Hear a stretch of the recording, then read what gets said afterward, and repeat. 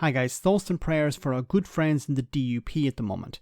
It isn't guaranteed, but at the time of recording, Boris Johnson was out. It's almost certain that Rishi Sunak will be the next Prime Minister. But why would the DUP be upset? Well, Rishi is probably the most keen to compromise with the EU and Ireland over the Northern Ireland Protocol. The DUP campaigned for Brexit, voted for it, and eventually threw their support behind Boris Johnson, hoping that he would be kept to his word over the Northern Ireland Protocol and the border in the Irish Sea. Well, we all know the value of Boris Johnson's word. Now, they were hoping that the former Prime Minister would be back, well, because they're gluttons for punishment, it seems.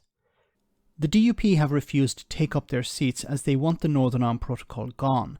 As they're the largest unionist party and that the Good Friday Agreement needs both communities on board when it comes to the Assembly and the Executive, the DUP's boycott means that the people of Northern Ireland are suffering an extra level of pain from the cost of living crisis. Now, while Rishi is a Brexiteer, this will not be his focus. He will likely try to steady the ship economically and be less likely to pick pointless fights with Brussels. His priority will likely be trying to deal with borrowing, which of course means austerity. He will have his hands full trying to keep his MPs and cabinet on board. The last thing he needs is a distraction from a fringe party in Northern Ireland. So he will either impose direct rule from Westminster or probably more likely impose salary cuts to members of the local assembly, meaning no show, no pay.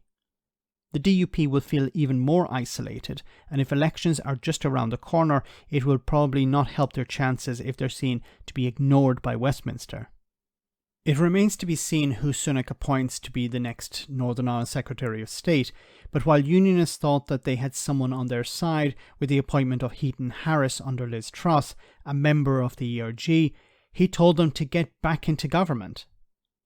Well, we're in for some rocky weeks and months, and unless a general election is called, the DUP better get used to being ignored when it comes to the Northern Ireland Protocol.